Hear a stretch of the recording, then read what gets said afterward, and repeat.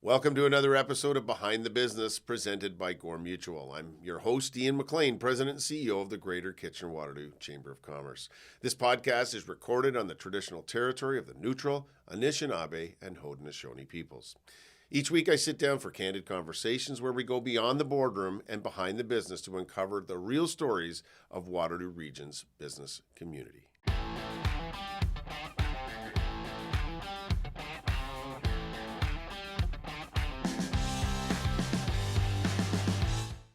Our guest today is Karen Gallant, President and CEO of Junior Achievement Southwestern Ontario. Karen leads one of Canada's most impactful youth organizations, helping students develop financial literacy, entrepreneurial thinking, and work readiness skills.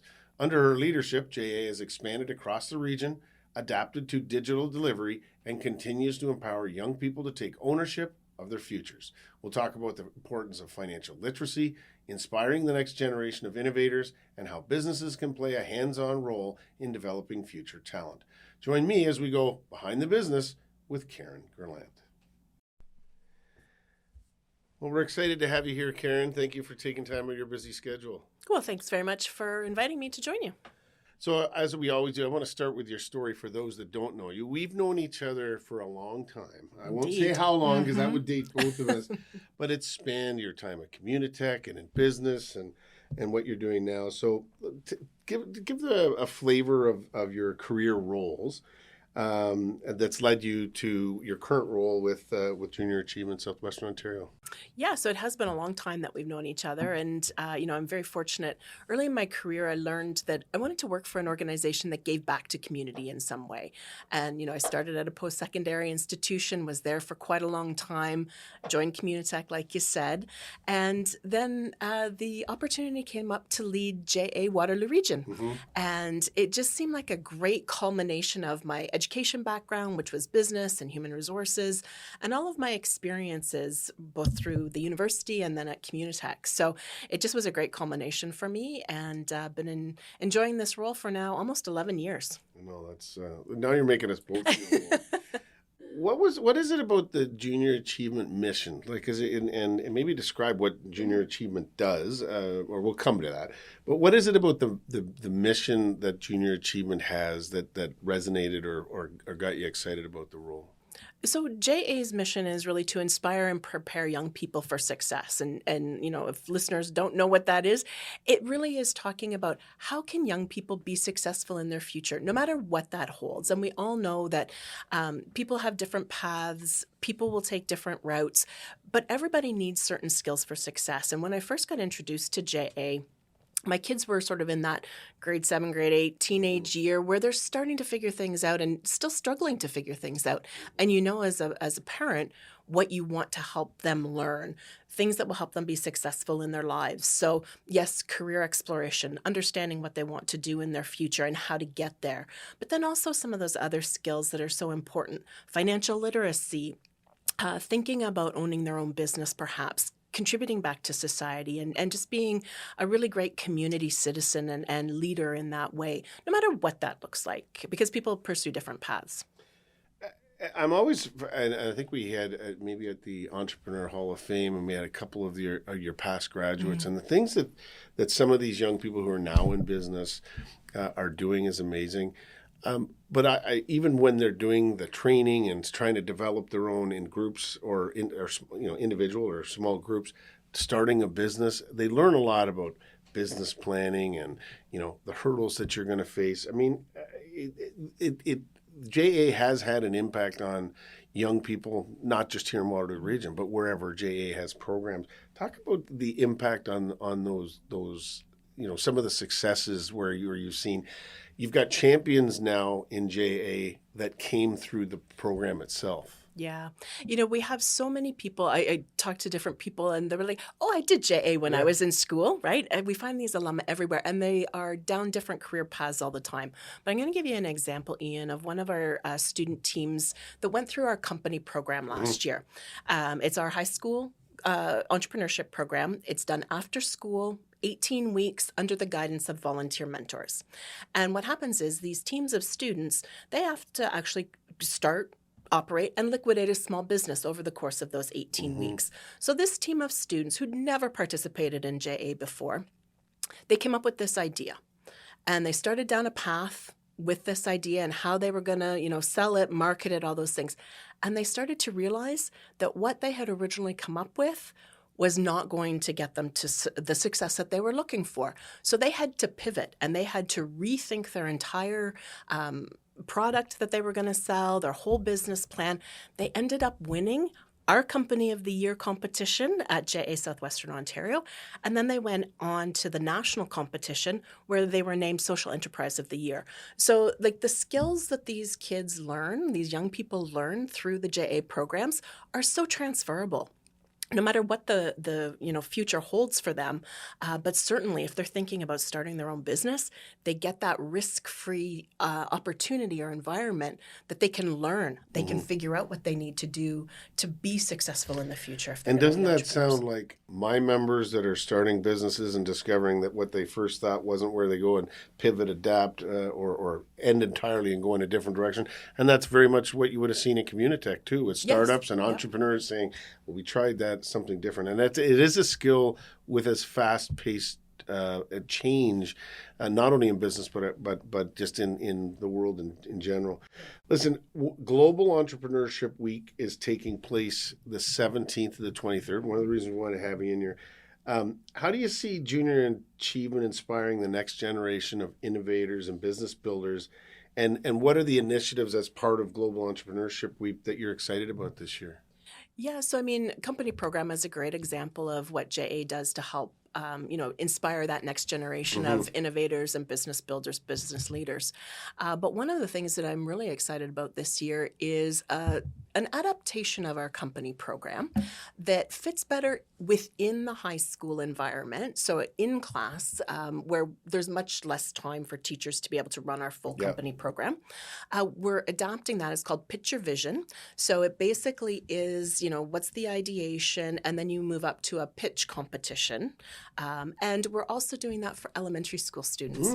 So that's something that's new for us and is really exciting because we know if we can inspire young people to think about entrepreneurship early, then they start to think about that as a potential career.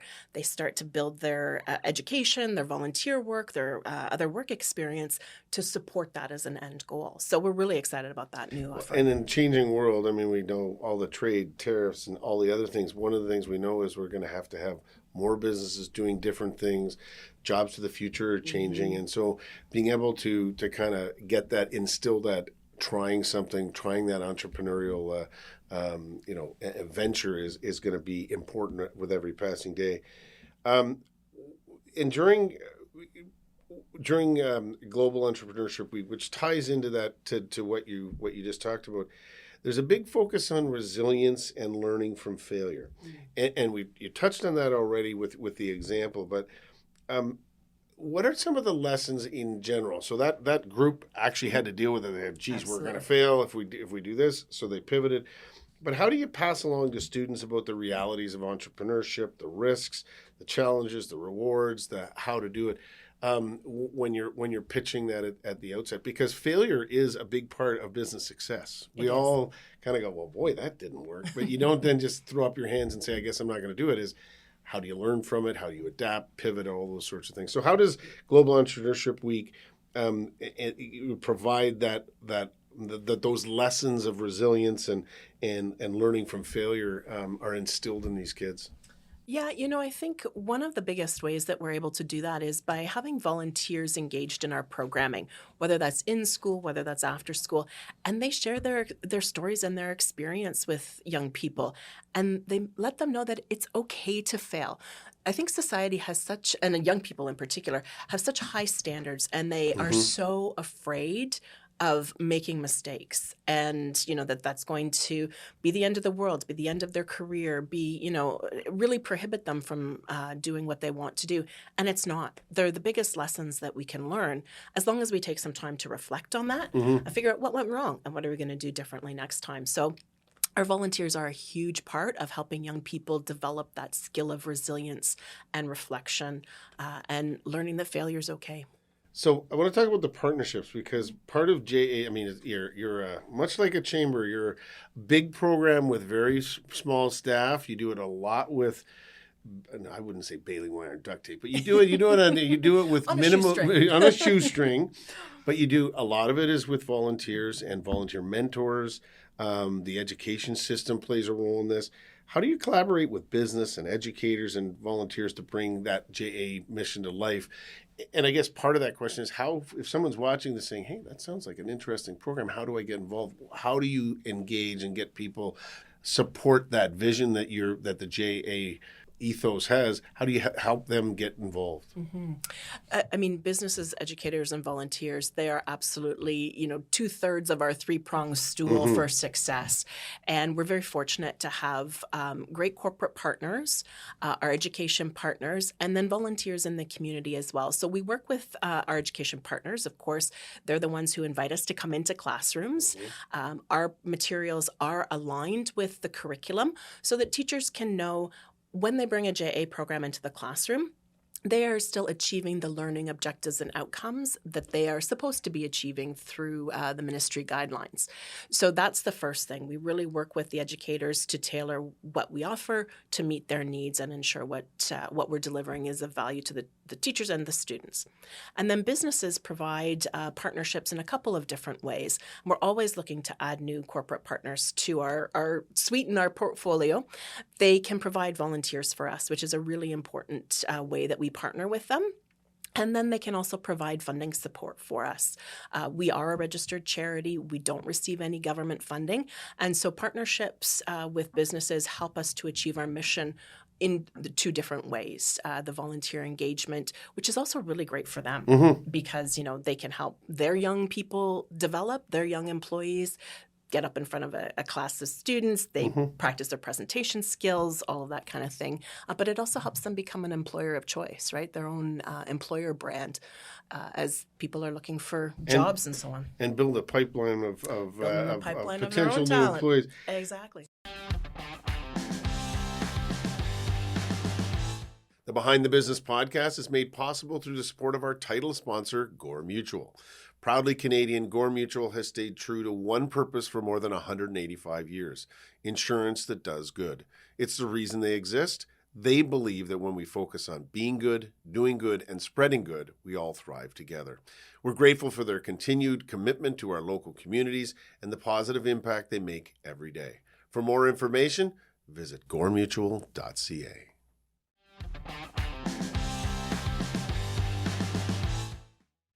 And we've talked about this. I mean, the Chamber and other organizations are all saying, hey, we're going to be 1 million people. Are we ready? One of the things as we approach 1 million people is developing the future talent. And that's becoming more important than ever. Like, what are the jobs of the future? Some of them don't exist right now. So we're back to resilience and adaptation and all those sorts of things. And you talked a little bit about local businesses, but what are specifically some of the things that meaningful ways that local businesses can get involved? Like, if when you say they could mentor, what types of people would is it specific?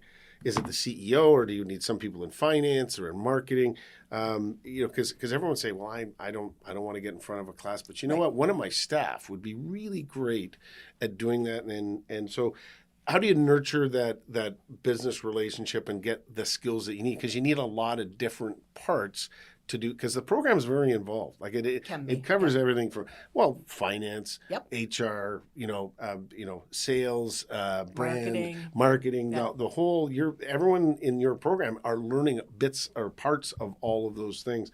So if a business is watching this saying, money's one thing, that's all we never turn that down in the not-for-profit sector.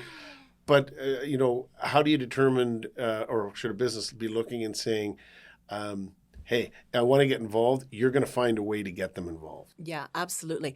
So, we have a whole variety of different volunteer engagement opportunities for people who are interested. So, company program, you're right, we need people from across all different areas of the business. And it's a fairly hefty commitment, Mm-hmm. 18 weeks, 3 hours a week, right? So it's like I equate it to coaching a team of some sort. But we have other volunteer opportunities, which not only range from the sort of full day in-class activities, but we also have now these virtual, we call them World of Choices or Career Hunt programs, which are really about career exploration. And they're done online.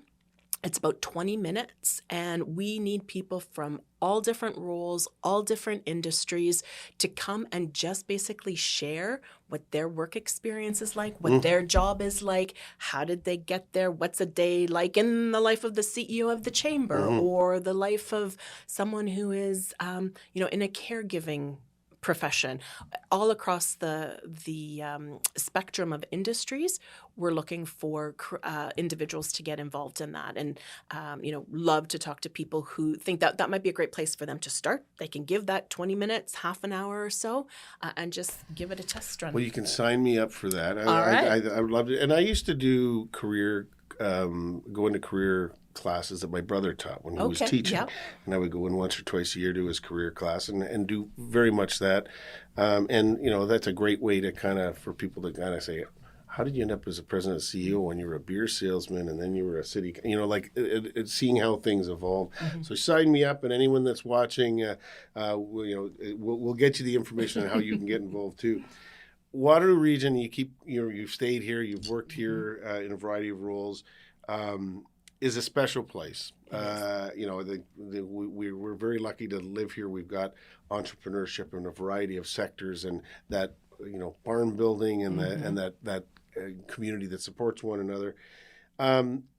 Is it those types of things that make this such a great place for JA to operate? Because you do operate, like when we say Southwestern Ontario, you're in London and you're in Kitchener and you have a big swath of the province.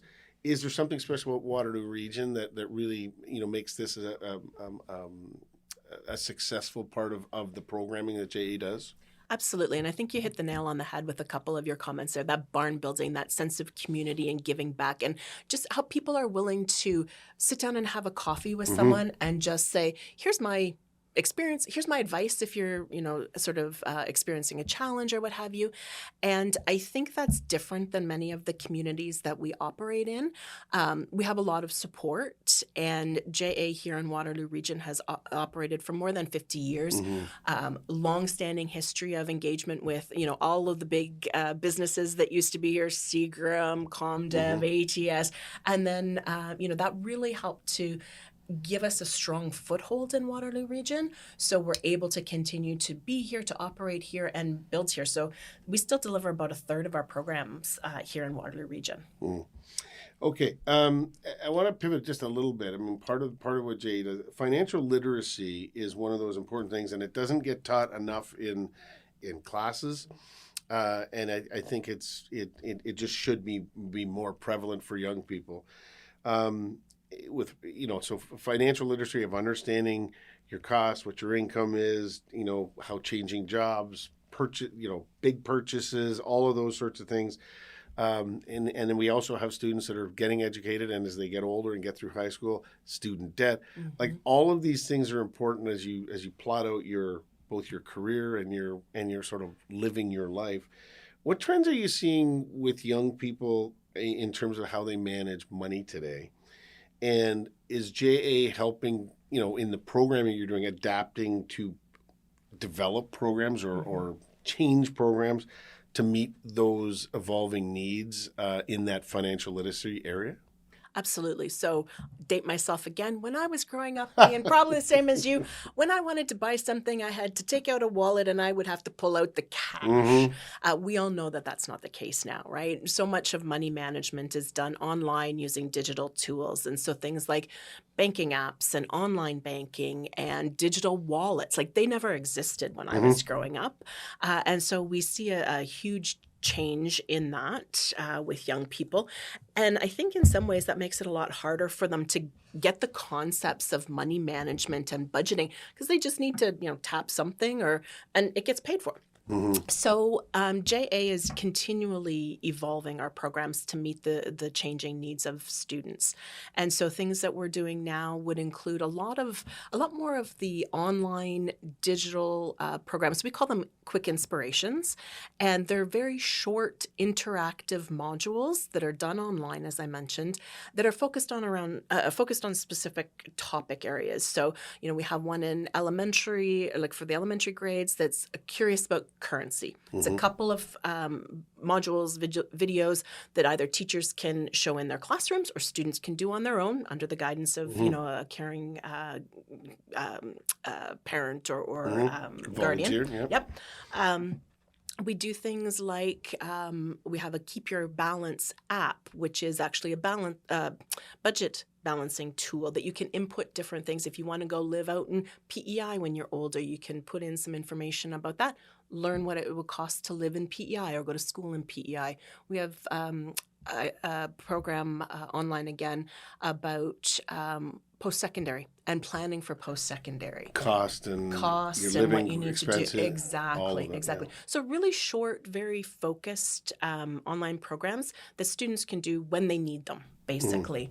And so we also have programming and integrated a lot of this content in our program related to fraud and protecting yourself against fraud, because with all of this movement to digital banking and so on, people have to be aware of that. Okay, we're getting to the end, and I always ask the rapid fire questions. But before we get there, what excites you most about the future of junior achievement? You've been there 11 years. You're doing different things. You've really grown in this part of certainly I've seen in this part of the world, growing the programs and the things you're doing. But what excites you most about the future of JA Southwestern Ontario? Is it the new initiatives or programs on the horizon that you're developing on top of what you've already talked about? Yeah, some of that. And some of that is just reaching more students. We have such a large area. We have about 390,000 students within the Southwestern Ontario marketplace. We only reach about 30,000 of them every year. So what excites me is the opportunity to do more and to really have that impact on the individual youth success, their community success, our community success, Ontario's success, Canada's success. I think we have a huge role to play in that, and that really excites me. Yeah. That's great. And it's great to hear the story of JA and your leadership journey, but this is also about the leadership of the people in the community that drive our community forward. So I always ask the same set of questions. I call them the rapid fire questions, and there's no right or wrong answer, but it's always instructive of how leaders kind of view some of these questions and respond. So if I was to ask you, what would you could go back and tell your younger self something, what would it be? Don't be so hard on yourself. That's and I think it fits into the fail and learn from failure. Exactly. Who or what has inspired you most in your career journey? Growing up, it was my mom. She was a single mom, and so she was certainly my role model. Recently, I've had the good fortune to work with some JA colleagues who are incredibly inspirational, and unfortunately, we lost one of them recently. But she was a bright light and a positive energy, and she continues to inspire me. If you weren't, and at the risk because you've done several things in your career, but if you weren't in your current career now at JA, what do you think you'd be doing instead? That's a tough one because I love what I do, and I really think that my career path has set me up for this. So I don't know that I would do anything different. Well, I'm kind of in the same thing. I'm loving what I do and helping business. So it's always a tough one. Some people have an answer to that. Others is like, no, I really don't want to imagine not doing this. What are you reading? A book or a podcast? What is it that you do to kind of either recharge or get you thinking or refresh? So I have 2 books on the go at the moment. Dare to Lead by Brené Brown. That's the sort of professional development book I have on the go. And then I'm a big Louise Penny fan, and she just put out her new book, The Black Wolf. So I have that one on the go as well. I give you full credit. 2 books at one time. It takes me a full year and one vacation of a week to get through 2 books. So I didn't say I was far into either of them, but they're cracked open. What's your favorite local business or your go-to here in Waterloo region? Oh, that's a tough one.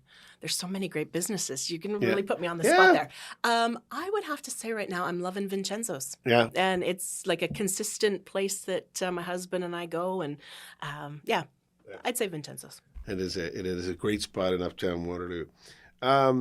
So just as we wrap up, for any of someone that's watching or listening to the podcast, what's the best way for them to connect with you and learn more about JA and to get involved? How do they get in touch with you? Probably the best way is through our website, jaswo.org. And then you can go to the staff page, and I'm there, and my email's right there.